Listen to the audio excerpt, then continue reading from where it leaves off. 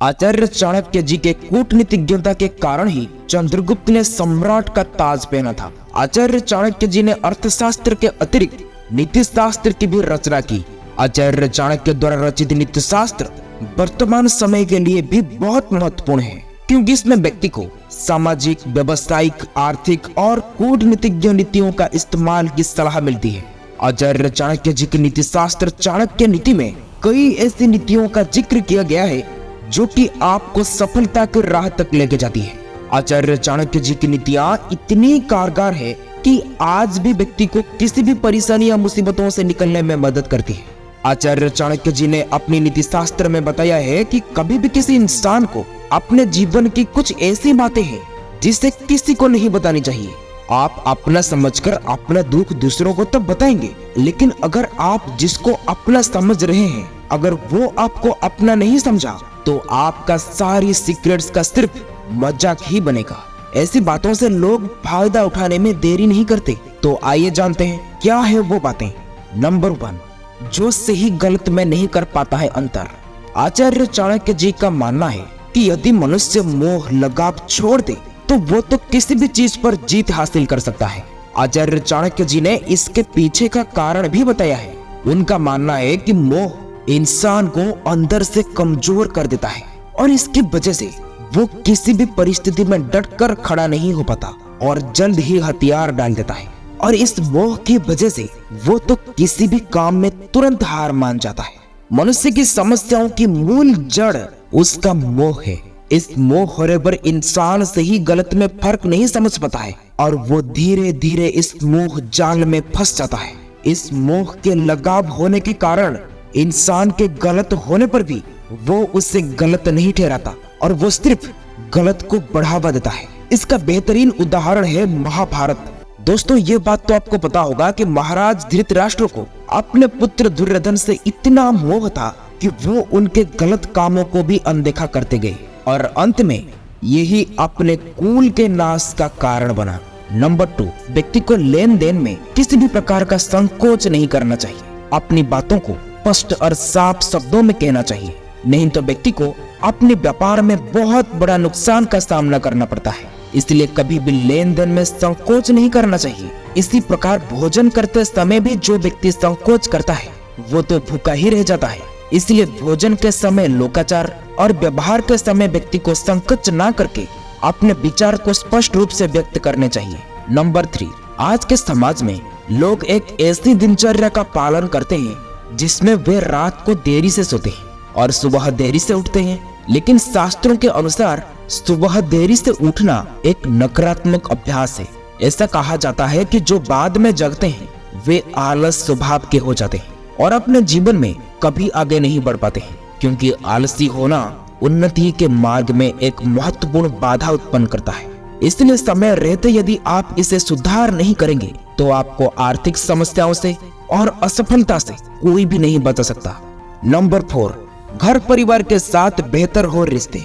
दोस्तों, आचार्य चाणक्य जी कहते हैं कि घर की मुखिया की जिम्मेदारी होती है कि वो अपने घर और परिवार के लोगों से अच्छे संबंध बनाकर रखे और हर रिश्ते का मान करे। अगर परिवार का मुखिया अपने भाई या परिवार के दूसरे लोगों से बेहतरीन संबंध नहीं बना पाया तो घर का माहौल तो बहुत तनावपूर्ण हो जाता है।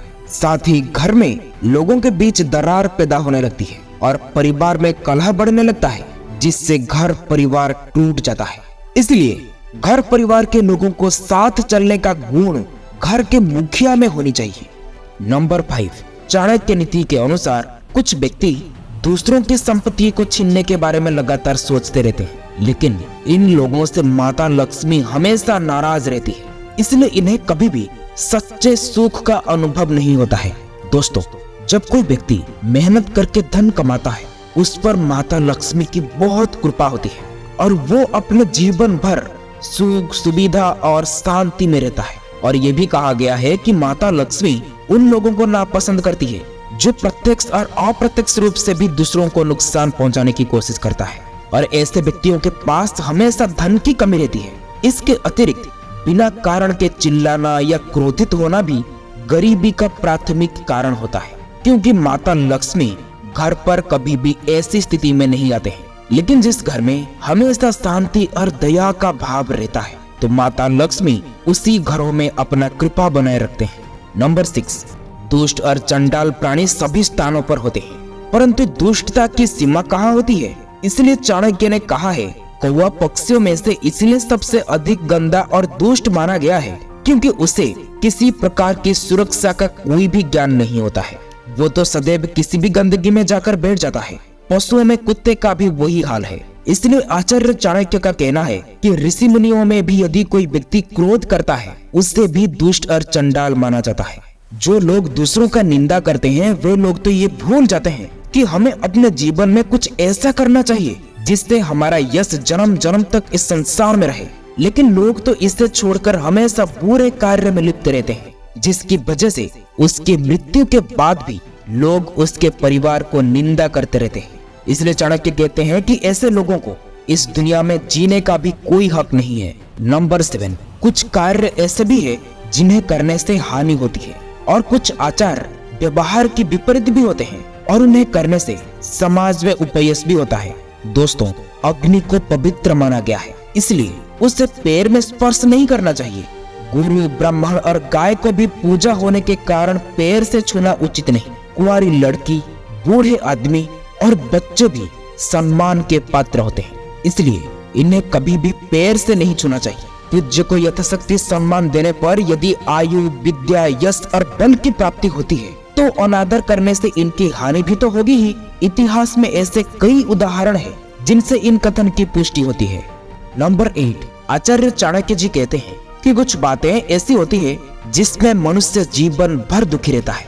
सबसे पहला, जिस स्थान में व्यक्ति को लगातार रहना पड़े लेकिन अगर वो स्थान ही अच्छा ना हो तो और वहाँ के निवासियों का आचार व्यवहार सही ना हुआ तो इस स्थान पर व्यक्ति सदैव दुखी ही रहता है। इसी प्रकार यदि किसी को दुष्ट और नीच व्यक्ति का नौकरी करना पड़े और वहाँ पर गंदे और वासी भोजन खाना पड़े तो वहाँ भी एक व्यक्ति को हमेशा दुखी रहना पड़ता है।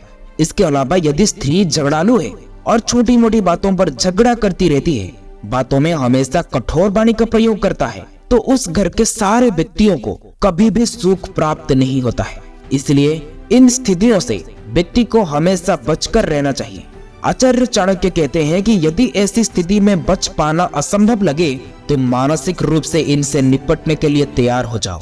दोस्तों, आप हमें अपना कीमती समय देने के लिए आप सबका बहुत बहुत धन्यवाद। इस वीडियो में आप सबको क्या क्या सीखने को मिला हमें जरूर कमेंट कीजिए और वीडियो को लाइक, शेयर, सब्सक्राइब जरूर करें। फिर मिलेंगे अगले एक नई वीडियो में।